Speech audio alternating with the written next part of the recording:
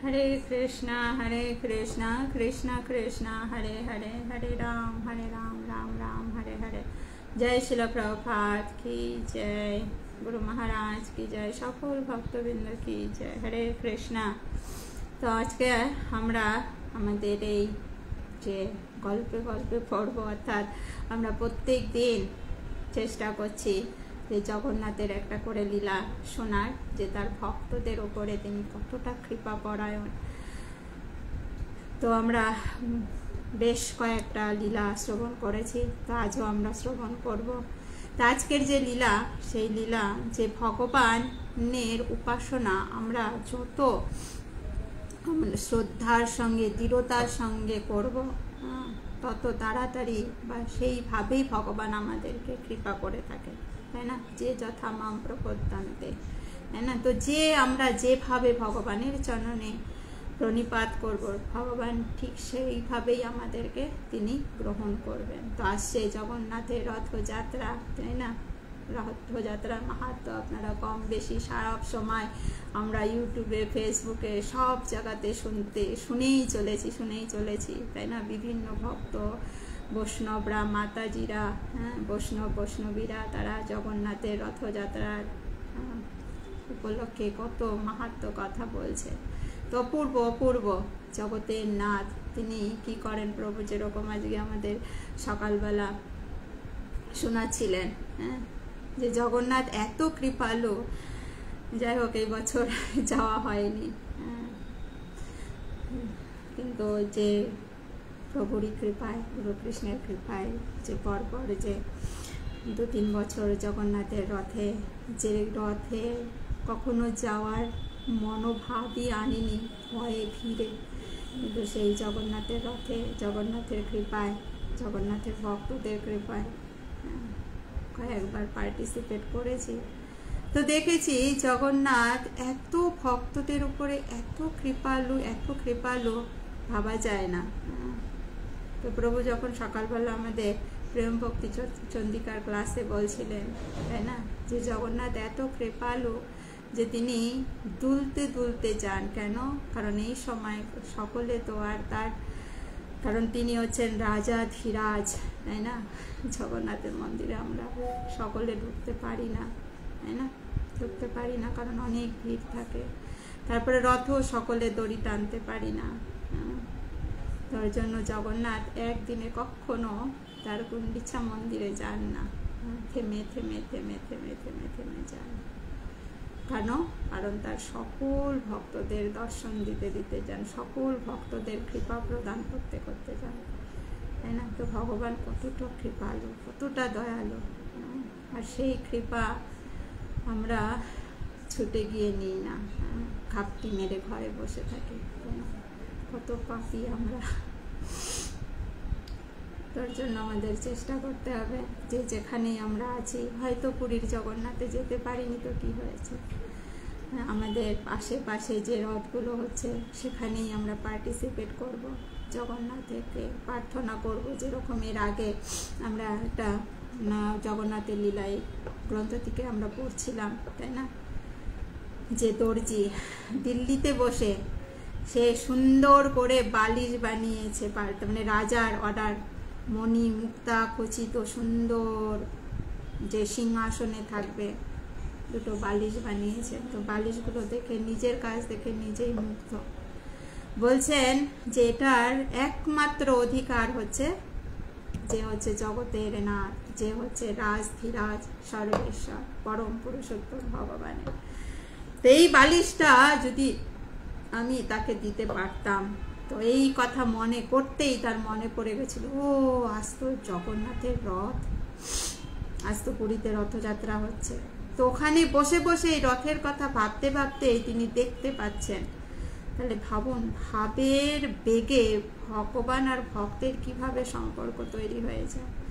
তখন তিনি দেখছেন যে জগন্নাথকে বালিশে বসিয়ে তাকে রথে তোলা হয়, আর সেই বালিশ ঘর্ষণে ফেটে গেছে, আর সেটা অন্য কেউ কি করছে না, দেখতে পারছেন না।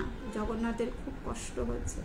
আর এই দর্জি এখানে বসে দেখে সেই বালিশটাকে হাতে, হে প্রভু, এই বালিশ তুমি ব্যবহার করেই বলে বালিশটাকে জগন্নাথের নিচে তিনি গুজে দিয়েছেন, দিল্লিতে বসে। কোথায় পুরী, কোথায় দিল্লি, তাই না? আর জগন্নাথ ওই বালিশ গ্রহণ করে নিয়েছে। পরে রাজা এসেছে, বালিশ কই? সে তো আর বালিশ দিতে পারেনি, কারণ এক বালিশ তো চলে গেছে জগন্নাথের কাছে, সে তো কিছুতেই মানে না, তাই না? আমরা এটা পড়েছিলাম, শুনেছি। যারা শোনেননি শুনে নেবেন, ইউটিউবে রয়েছে, ফেসবুকেও রয়েছে। তো এই হচ্ছে ভগবান, তাই না? তো আজকেও আমরা এরকম লীলা পড়ব। তো আসুন আমরা লীলা শ্রবণ করার পূর্বে আমরা পুরো কৃষ্ণের কাছে প্রার্থনা করি, যাতে এই লীলার মাধ্যমে শিক্ষা নিয়ে আমরাও যেন ভগবানকে আকুতি মিনতি করে প্রার্থনা করে তার চরণের দাসেন দাস হওয়ার যোগ্যতা অর্জন করতে পারি। হরে কৃষ্ণ। ওং অজ্ঞানতিমিরান্ধস্য জ্ঞানাঞ্জনশলাকয়া চক্ষুর্মিলিतं येन तस्मै श्रीगुरुवे नमः। नमः विष्णुपादाय कृष्णप्रेष्ठाय भूतले श्रीमती जयपताका स्वामिनीति नामिने। नमाचार्यपादाय निताय कृपाप्रदायिने गौरगाथा दामोदर नगरगमतारिणे। नमः विष्णुपादाय कृष्णप्रेष्ठाय भूतले श्रीमते भक्तिवेदांत स्वामिनीति नामिने।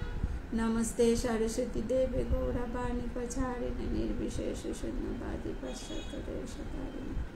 वंशाकल्पतरुभ्यश्च कृपा सिन्धुभ्येव च पतितानां पावनेभ्यो वैष्णवेभ्यो नमः। जय श्री कृष्ण चैतन्य प्रभु नित्यानंद श्री अद्वैत गदाधर शिवासादि गौरा भक्तवृंद। हरे कृष्णा कृष्ण कृष्ण हरे हरे, हरे राम राम राम हरे हरे। जय शिल प्रभुपाद की जय। पूर्वतन आचार्य बर्ग शिल प्रभुपाद गुरु महाराज श्रीपाद नित्यानंद प्रभु एवं उपस्थित सकल भक्तबृंदे श्री अतुल चरण कमले আমার শাস্ত্রত প্রণাম নিবেদন করে আপনাদের আশীর্বাদ এবং অনুমতি নিয়ে আজকে শুরু করছি জগন্নাথের লীলা, তার পরম ভক্ত মাধব দাস ও জগন্নাথ মধ্যে যে লীলা হয়েছিল সেই লীলায় আজকে আমরা শ্রবণ করব। সকলের আশীর্বাদ রাখবেন। হরে কৃষ্ণ। তো এই মাধব দাস তার বাড়ি ছিল হচ্ছে কান্নকুঞ্জে। তো তিনি সংসার জীবনে তিনি অনেক ধনবান ছিলেন, অনেক সম্পত্তির অধিকারী ছিলেন। তো সেখানে তিনি মানে ধন সম্পন্ন ধনবান ব্যক্তি হওয়া সত্ত্বেও তিনি ছিলেন অত্যন্ত ধার্মিক, ভক্তিপরায়ণা। তো তার ঘরে বসেই তিনি ভক্তি করতেন। তো একটা সময় দেখা যায় যে তার ধর্মপত্নী কি করেন, ইহলোক পরলোক গমন করেন, দেহত্যাগ করেন। তো যখন তার স্ত্রী পরলোক গমন করেন তখন তিনি ভাবলেন আর গৃহে থেকে আমি কি করব, তাই না? শাস্ত্রে বলা রয়েছে যে ঘরে যদি স্ত্রী না থাকে তাহলে সেই পুরুষকে অবশ্যই বানপ্রস্থ নেওয়া উচিত, মন্দিরে চলে যাওয়া উচিত। কারণ স্ত্রী বিনা ঘরে পুরুষদের শাস্ত্রে বলা হয়েছে যে তাদের স্ত্রী বিনা ঘরে থাকার কোনো ইয়ে নেই, কারণ ঘরটা তখন জঙ্গল মায়ের সঙ্গে তুলনা করা হয়েছে। তো যখনই এই মাধব দাস তার স্ত্রী বিয়োগ হয় তখন তিনি কি করেন, সমস্ত ঐশ্বর্য তিনি সকলের মধ্যে বেটে দিয়ে তিনি কি করলেন, উড়িষ্যার উদ্দেশ্যে যাত্রা করলেন। ভগবানের নাম করতে করতে করতে করতে তিনি শ্রীক্ষেত্রে এসে পৌঁছালেন। পৌঁছানোর পরে তিনি জগন্নাথের দর্শনের জন্য জগন্নাথের সামনে গেলেন এবং অনেক দিন পরে জগন্নাথকে দর্শন করছেন। তার কাছে স্তুতি আদি করে প্রণাম আদি করে তিনি নয়নে তার অশ্রু সিক্ত নয়নে তিনি জগন্নাথের কাছে প্রার্থনা করছেন। তারপরে তিনি সেখান থেকে কি করলেন, যে ভাবলেন যে তিনি পুরীতেই থেকে যাবেন। তো সেখান থেকে তিনি কি করলেন, সমুদ্রের কূলে গেলেন, কারণ সেখানে তো তার কোনো বসত বাড়ি নেই। আমাদেরটা তো যাই হোটেলে থাকি, তাই না? তখনকার সময় এরকম হোটেল ছিল না, নিজেরা কুঠিয়া বেঁধে থাকতেন। তো সমুদ্রের উপকূলে গিয়ে তিনি একটা কুঠিয়া বেঁধে গাছের নিচে পলিথিন করে তিনি একটা কুঠিয়া বেঁধে তিনি ওখানে ধ্যানমগ্ন হলেন জগন্নাথের। তো যেহেতু তিনি ওখানে গিয়েছেন, তার কাছে তো বাসন কোসন এগুলো নেই, আর তিনি সারাক্ষণ নামের মধ্যে বিভোর, নামের মধ্যে বিভোর। তো জগন্নাথ দেখছেন যে তার ভক্ত খাওয়া নেই, নাওয়া নেই, ঘুম নেই, কিছু নেই, ধ্যানে এমন মগ্ন হয়েছে। জগন্নাথ তার ভক্ত করে কি করে খায়, তাই না? কি করে খায়? তো তখন তার এই ভক্তের দেখে, নামের যে মধ্যে ডুবে থাকা দেখে জগন্নাথ কি করলেন, তার যে নিজের থালা, যে স্বর্ণ, ভগবান জগন্নাথকে যে ভোগ লাগায় সেটা হচ্ছে সোনার পাত্র। তো সেই সোনার থালায় করে তিনি কি করলেন, সুবর্ণ থালা। তো সেই সোনার থালায় করে জগন্নাথ কি করলেন, তার প্রসাদ সুন্দর করে থালার মধ্যে গুছিয়ে এই মাধব দাসের সামনে, যেখানে সে বসে বসে ভজন করছেন, চোখ বন্ধ করে ভজন করছেন, তার সামনে রেখে দিয়েছেন। মাধব দাস জগন্নাথ রেখে দিয়ে অন্তর্ধান হয়ে গেছেন ভগবানের ইচ্ছায়। তারপরে তিনি চোখ খুলেছেন, চোখ খুলে দেখছেন সামনেই কি সুন্দর ভগবানের প্রসাদ।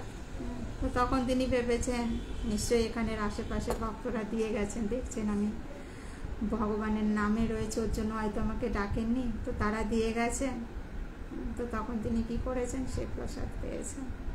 জগন্নাথের কৃপা, জগন্নাথের কৃপা, তাই না? তো সে সুন্দর করে প্রসাদ পেয়ে স্বর্ণ থালাটা ধুয়ে তার কুঠিয়ার এক কোনায় রেখে আবার তিনি ধ্যানমগ্ন হয়েছেন। যে জগন্নাথের অশেষ কৃপা। তো ভগবানের নামে থাকলে ভগবান খাবার ঠিক জুগিয়ে দেন। এই উপরে আমি অনেকবার অনেক রকমভাবে শেয়ার করেছি, তো এটার মধ্যে আর সেগুলো ঢোকাচ্ছি না।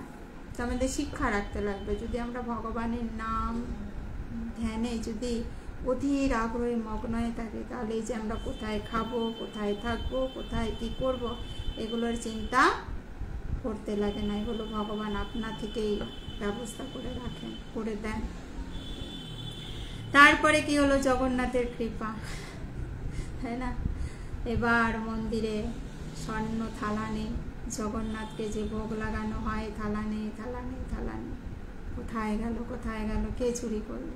সমস্ত পান্ডাদের ঘরে সার্চিং চলছে, কে নিয়েছে, কোথাও পাচ্ছে না। রাজার কানে গেল, রাজা তো ওরা উড়িষ্যাতে অ্যানাউন্সমেন্ট করে দিল জগন্নাথের থালা চুরি গেছে, কে পেয়েছে, চারিদিকে খোঁজ। এদিকে মাধব দাস সে তো চোখ বন্ধ করে জগন্নাথের ধ্যানে মগ্ন। এখন জগন্নাথের বড় কৃপা, তাই না? এবার মাধব দাসের ওখানে এসে কুটিয়াতে দেখছে থালা চকচক করছে, আর তখন ঢুকে কি ব্যাপার, জগন্নাথের এই থালা আমরা সব জায়গায় খুঁজে পাচ্ছি না, সব জায়গাতে খুঁজছি, তুমি জানো না তুমি এটা চুরি করে এনে রেখে দিয়েছো। বলছে না, আমি চুরি করিনি। কে আর কার কথা বিশ্বাস করে? প্রমাণ, তাই না? চোখে যা আমরা দেখবো সেটাই তো প্রমাণ। জগন্নাথের বড় কৃপা, তাকে ধরে নিয়ে গেল, ধরে নিয়ে গিয়ে তাকে খুব পেটালো। তুমি কেন চুরি করলে, কেন চুরি করেছো জগন্নাথের থালা? তাকে কারারুদ্র করার পরে তিনি সেখানে বসে জগন্নাথের ধ্যান। তিনি শুধু একটা কথাই বলছেন, দেখুন আমি এই থালা চুরি করিনি, আমি কেন প্রভুর থালা চুরি করতে যাব? আমি এরকম ধ্যানমগ্ন ছিলাম, আমার সামনে দেখলাম এই থালাতে ভর্তি করে প্রসাদ, আমি যে প্রসাদ খেয়ে আমি থালাটাকে পরিষ্কার করে কুটিয়াতে রেখে দিয়েছি, যার থালা সে এসে নিয়ে চলে যাবে এই মনে করে, কিন্তু আমি তো জানি না এটা জগন্নাথের থালা। তো ওই যখনই শুনেছে এটা জগন্নাথ, তখন মাধব দাস বুঝতে পেরেছেন যে প্রভুই আমার জন্য প্রসাদ এনে দিয়েছেন। তো তখন আর তিনি ভেতর থেকে দুর্বল হলেন না, তিনি আরো শক্ত হলেন। যা কিছু হচ্ছে সবই জগন্নাথের কৃপা। তো মাঠটাকেও তিনি ভগবানের কৃপা বলেই মনে করলেন। এর থেকে আমাদের জীবনে শিক্ষা, ভালো কিছু পেলে ভগবানের কৃপা হয়েছে, আর খারাপ যখনই আমাদের জীবনে হয় তখন আমরা বলি ভগবান আমায় কৃপা করলেন না, তাই না? ভগবান আমায় কৃপা করলেন না। তো ভগবান যদি আমাদের মারও খাওয়ায়, প্রসাদও খাওয়ায়, দুটোকেই বরাবরের মতন দেখতে হবে। প্রসাদও কৃপা, মারও কৃপা। তারপরে কি করলেন, এই মাধব দাসকে তো কারারুদ্ধ করে দিলেন। মাধব দাস ওখানে বসে, যেহেতু তিনি জানেন জগন্নাথের কৃপা, তিনি আর কোনো রকম খেদ প্রকাশ না করে তিনি কারাগারে বসে তিনি জগন্নাথের ধ্যান করছেন, নামে রয়েছেন। আর জগন্নাথ তার ভক্তকে এরকম মারা হয়েছে, অপমান করা হয়েছে, তাকে জেলে আবদ্ধ করে রাখা হয়েছে, এটা কি আর সে সহ্য করতে পারে? তো তিনি কি করলেন, রাজাকে স্বপ্ন দেখালেন। রাজার স্বপ্নে এসে রাজাকে বললেন, হে রাজন, তুমি যে আমার, দেখছেন জগন্নাথ খুব ক্রোধান্বিত হয়ে রাজাকে উচ্চস্বরে বলছেন, হে রাজন, তুমি যে আমার ভক্ত মাধব দাসকে মেরেছ, তাকে কারারুদ্ধ করেছ, এর জন্য তোমার মহাশাস্তি হবে। তুমি যদি ভালো চাও, তুমি কাল সকালে আমার ভক্ত মাধব দাসকে তুমি জেল মুক্ত করে দেবে। এটা আমার অর্ডার, কারণ সে ওই থালা চুরি করেনি, আমি তাকে প্রসাদ দিয়ে এসেছিলাম, আমার নিজের থালা আমি দিয়ে এসেছি, তুমি বলার কে হে? তুমি ওকে মুক্ত করে দাও। এই বলে জগন্নাথ অন্তর্ধান হয়েছে। রাজা ভয়ে কম্পিত হয়ে তিনি তখন মাধব দাসের কাছে ছুটে এলেন। ছুটে এসে তিনি তাড়াতাড়ি করে তাকে কারারুদ্ধ থেকে মুক্ত করে তার চরণে দণ্ডবত প্রণাম করে মাধব দাসকে প্রণাম করলেন। রাজা প্রণাম করেছেন, তো তার জয় জয়কার, তাই না? তো এই কথা সব জায়গায় ছড়িয়ে গেল। মাধব দাসের জন্য জগন্নাথ তার নিজের সোনার থালাতে করে তাকে প্রসাদ দিয়েছে। এখন এই মাধব দাসকে সবাই প্রণাম করতে আসে, দেখতে আসে, এই করতে আসে। মাধব দাস দেখছে তো বড় মুশকিল হলো, কারণ সকলে আসছে, কথা বলছে, এই করছে, তার ভজনে ব্যাঘাত হচ্ছে। তখন তিনি কি করলেন, তার ওই স্থান ত্যাগ করলেন। ত্যাগ করে তিনি কি করলেন, ঘুরে ঘুরে এই গ্রাম ওই গ্রাম, এই করে করে তিনি যেখানে তার নাম প্রচারিত হয়নি সেই সমস্ত জায়গাতে তিনি ঘুরতে শুরু করলেন। তার মানে জগন্নাথ পুরীর দিকে তিনি যাত্রা শুরু করলেন। তো যেখানে যেরকম উনি ভিক্ষা আদি পায় সেই রকম ভাবে জীবনযাপন করছেন। তো এইভাবে তার দিন চলছে। এখান থেকে আমাদের একটা শিক্ষা, যারা হচ্ছে প্রকৃত ভজনশীল ব্যক্তি বা মহাত্মা, তারা কখনো নাম পূজা প্রতিষ্ঠার অভিমুখে ধাবিত হয় না। আমরা বর্তমানে অনেকে এরকম আছে যে ভজন সাধনে তারা প্রথমে অনেক ব্রতী থাকে, নাম যশ পূজা প্রতিষ্ঠা হয়ে যাওয়ার ফলে যেখানে সে হাতে তালি পায়, যেখানে সে ফুলের মালা পায়, সেখানেই যায়, অন্য কোথাও যায় না, তাই না? এটা থেকে আমাদের জীবনের শিক্ষা, আমাদের হয়তো ভগবানের নাম গুণকীর্তন করলে পারে এগুলো আমাদের জীবনে আসবে বা আসতে পারে, কিন্তু সেই গরিমায় যেন আমরা সেগুলো না নিতে থাকি, বরং আমার ভজনটা যেন আরো দৃঢ়তা হয়, সেই অভিমুখে আমাদের ধাবিত হওয়া উচিত। তো মাধব দাস তখন কি করলেন, তিনি ভিক্ষাবৃত্তি করা শুরু করলেন, যেখানে তিনি পরিচিত নন। তো একদিন এমন একটা ঘটনা ঘটলো, তিনি এরকম ভিক্ষা করতে গেছেন, আর যেরকম আমরা এরকম দিন আলপনা দিই, তো এক গৃহে এরকম এক বধূ, তিনি কি করছেন, আলপনা লেপন করছেন। তো সেই গ্রামে তো জানে না মাধব দেশের যে কীর্তি। তো তখন এই যে বধূ তিনি আলপনা দিচ্ছেন, তো তিনি প্রায় আসেন ভিক্ষা করতে। আবার উনি কাজ করছে, তখন এসেছে ভিক্ষা করতে, তো তিনি রেগে গেছেন। রেগে গিয়ে কি করেছেন, ওই যে আলপনা দিচ্ছিলেন যে কাপড়, সেই কাপড়টা কি করেছেন, ওই আলপনা দিচ্ছিলেন ওই হাতের ওই কাপড়টা নিয়ে ওনার মুখের মধ্যে ছুড়ে দিয়েছে। যান, ভাগেন এখান থেকে। প্রত্যেক দিন আসেন ভিক্ষা করতে। হ্যাঁ, প্রত্যেক দিন কি ভিক্ষা দেওয়া যায় নাকি? মাধব দাস কোনো উত্তর দিলেন না। তার মুখের দিকে যে কাপড়টা ছুড়ে দিয়েছেন, ওইটা নিয়েই তিনি হাসি মুখে সেখান থেকে বিদায় নিলেন।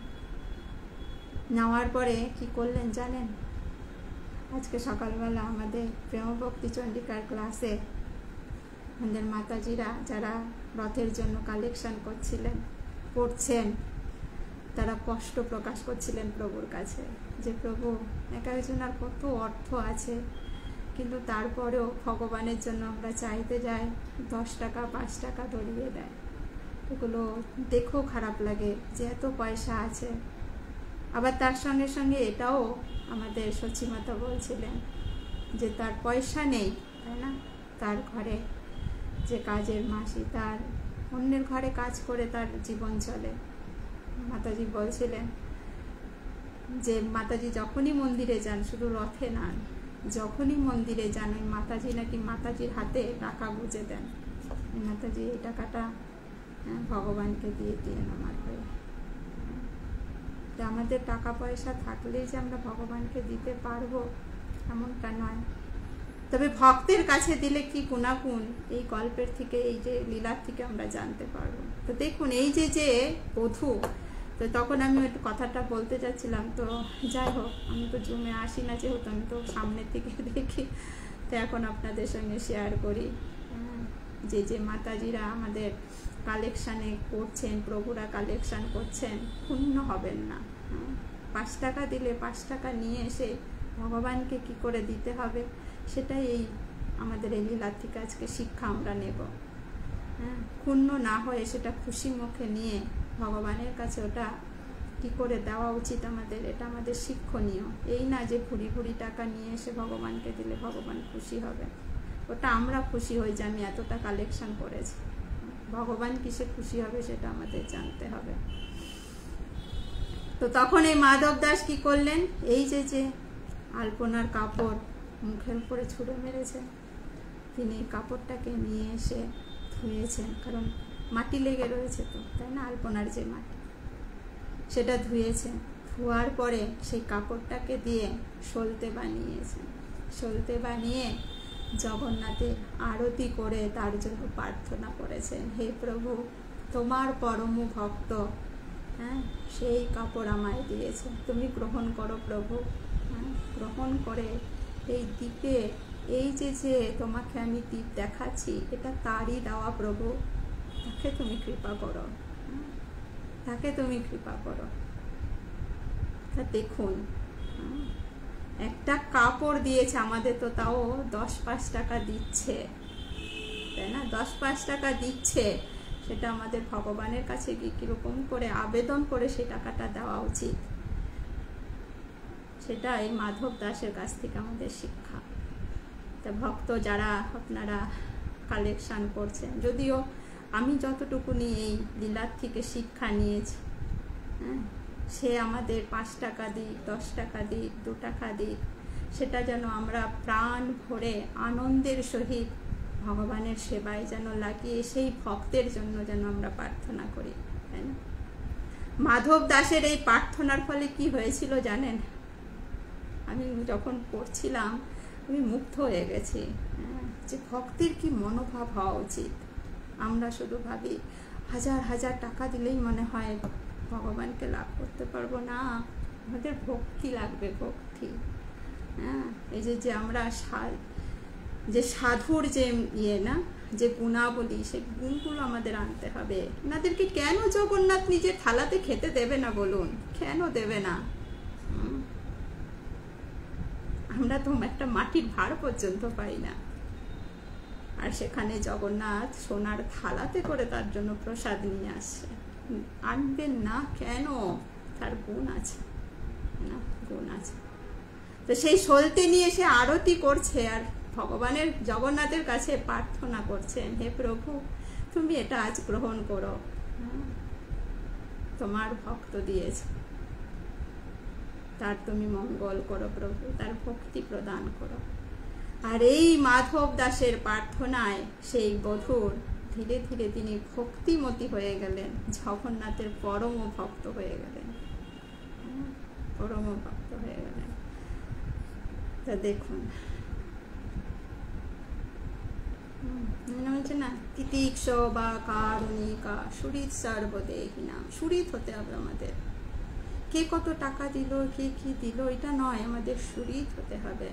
যে যতটুকুনি দিয়েছে, বিশেষ করে আমাদের এই রথের সময় আমরা অনেকেই কালেকশানে নামি, আমাদের ভালো লাগে যদি আমরা বড় একটা মোটা অ্যামাউন্ট মন্দিরকে দিতে পারি, আমরা খুশি হই, খুশি হই যে সে আমাকে নাম এই মাতাজি এই প্রভু এত টাকা দিয়েছে, সেটা শুনে বা ভগবানের জন্য এতটা এনে দিতে পেরেছি, খুশি হই। কিন্তু ভগবান তার থেকেও খুশি হবে যদি কিনা আমি যার কাছ থেকে এনেছি তার জন্য আমি যদি হৃদয় দিয়ে প্রার্থনা করি যে প্রভু যতটুকুনি পেরেছে তোমাকে দিয়েছে, থাক না তার ভরি ভরি, অসুবিধা কি, তোমাকে তো দিয়েছে, এটা আমি তোমায় দিলাম প্রভু, তুমি ওর মঙ্গল করো, তাই না, করো। আর জগন্নাথ সেই আরতি গ্রহণ করে ভক্তের প্রার্থনায় সেই বধূকে তিনি ভক্তিমতী করে দিলেন। যে সুরিত সর্বদেহি নাম, আমাদের সকলের সুরিত হতে হবে। কি করে অন্যের মঙ্গল কামনা আমরা করতে পারি? ভগবান এটাই দেখেন। তারপরে কি করলেন আসুন, মাধব দাস এখন ওই গ্রামে এই যে বধূর এরকম অলৌকিকতা হয়ে পরবর্তীতে সে ভক্তিমতী হয়ে গিয়ে এখন এই মাধব দাসের, তাই না, মাধব দাস ভিক্ষা করতে এসে তাকে এরকম ছুঁড়ে মেরেছিল, সে এরকম করেছে। তারপরে মাধব দাস কি করলেন, তিনি তো এক জায়গায় বেশি দিন থাকতেন না, তখন তিনি সেই গ্রাম ছেড়ে তিনি মনে ভাবলেন যাই বৃন্দাবনে, বৃন্দাবনের উদ্দেশ্যে তিনি জগন্নাথের নাম নিতে নিতে নিতে নিতে তিনি বৃন্দাবনের উদ্দেশ্যে যাত্রা করলেন। তখনকার সময় তো হাঁটার রাস্তা ছিল। তারপরে তিনি একটা গ্রামে এসে তিনি এত ক্লান্ত পরিশ্রান্ত হয়ে গেছে, মনে হচ্ছে যেন আর তার শরীর চলছে না। তখন তিনি একটু বিশ্রামের জন্য জায়গা খোঁজলেন। বিশ্রামের জন্য জায়গা খোঁজার জন্য পেলেন কি জানেন, একটা বেশ্যার, কৃষ্ণ তার মানে যারা বাইজি, সেই বাইজি তাকে কৃপা করে তার ওরকম অবস্থা দেখে সেই বাইজি তাকে নিয়ে গেলেন। বাইজি বললেন হে ব্রাহ্মণ আপনি আসুন, তবে আমি জাতিতে বাইজি, আমার পেশায়, তো আপনি আমার ঘরে আসুন, আপনি কিছু গ্রহণ করুন, আপনার যা পরিস্থিতি দেখছি, আপনার কিছু যদি আপনি সেবা যত্ন না নেন তাহলে আপনি আর জীবিত থাকতে পারবেন না। তখন সেই বাইজির বাড়িতে তিনি যান। যাওয়ার পরে দেখুন ভক্তবৎসল ভগবান, তখন কি হলো, তিনি রান্না করে দিলেন এই বাইজি। তো বাইজির চেতনা, তাই না, বাইজির চেতনা যেরকম সে সেরকমই করে দেবে। তখন এই যে আমাদের ভক্তবৎসল জগন্নাথ, তিনি ছোট্ট একটা বালকের রূপ নিয়ে যখন তিনি এই মাধব দাসকে খেতে দিয়েছেন, বাইজি পাশে এই বালক, জগন্নাথ রূপী বালক তিনি বসে পড়েছেন। কারণ ভগবানের প্রসাদ, তাই না, ভগবানের প্রসাদ খেলে ভগবান সব পাপ গ্রহণ করে নিয়ে তার ভক্তকে শুধু কৃপাই প্রদান করেন। তো মাধব দাসকে সেভ করার জন্য যাতে এই বাইজির চেতনায় তার চেতনা নষ্ট না হয়, কারণ তার তো কোনো উপায় নেই, কারণ তার শরীর আর চলছে না, তাই না। তখন কি করলেন তিনি, এই সুন্দর একটা বালক সেজে তিনি কি করলেন, সে মাধব দাসের সঙ্গে প্রসাদ পেলেন। তখন এই বাইজি বলছেন মাধব দাসকে যে কোন মাতা এত তার মানে দয়াল, তার মানে কি বলে, পাষণ্ড হৃদয়, যে এই ছোট্ট একটা এত সুন্দর ফুটফুটে বালককে আপনার মতন সন্ন্যাসীর হাতে তুলে দিয়েছে, সেই মাতাকে ধিক। মাধব দাস তো হাসছেন, যে বালক সাধারণ বালক নয়। তো বাইজির সেই কথা শুনে মাধব দাস বাইজিকে বললেন, হে বাইজি, তোমার জীবন আজ ধন্য, ধন্য। হে বালক সাধারণ বালক নয়, তোমার আঙিনায় আমার প্রভুর চরণ। ওই বলে তিনি সেখান থেকে প্রস্থান করলেন। করার পরে মাধব দাস তিনি সব সময় জগন্নাথের ধ্যানে তিনি মগ্ন থাকতেন। তারপরে কি হলো, তিনি খাওয়া দাওয়া ঠিক করে হয় না, কিছু না। তো একটা সময় তিনি এত অসুস্থ হয়ে পড়লেন, এত অসুস্থ হয়ে পড়লেন যে একটু ভিক্ষাবৃত্তি করে যে নিয়ে আসবেন, সেইটুকুনি তিনি আর পারছেন না। তো দেখা গেল একটা সময় তিনি এত অসুস্থ হয়ে পড়লেন, শুধু জগন্নাথের নামটাই নিতে পারছেন, আর শরীর চলছে না। পরম পুরুষোত্তম ভগবান তিনি আর রত্ন সিংহাসনে থাকতে পারলেন না। ভক্তের এরকম দশা দেখে তিনি কি করলেন, রত্ন সিংহাসন থেকে নেমে বালক রূপে এই মাধব দাসের সেবা করতে লাগলেন। মাধব দাসকে সুস্থ করে তুললেন। মাধব দাস বললেন, হে প্রভু, হে প্রভু, আপনি আজ কি করলেন আমার জন্য? আপনি কেন এত কষ্ট করলেন? আপনার ইচ্ছা হলেই তো আমাকে আপনি সুস্থ করে দিতে পারতেন, কিন্তু আপনি তারপরেও আপনি এইভাবে আমার সেবা করলেন। প্রভু, এত কেন কষ্ট করলেন? আমি যে অপরাধী হয়ে গেলাম। জগন্নাথ কি বললেন জানেন? যে হে মাধব দাস,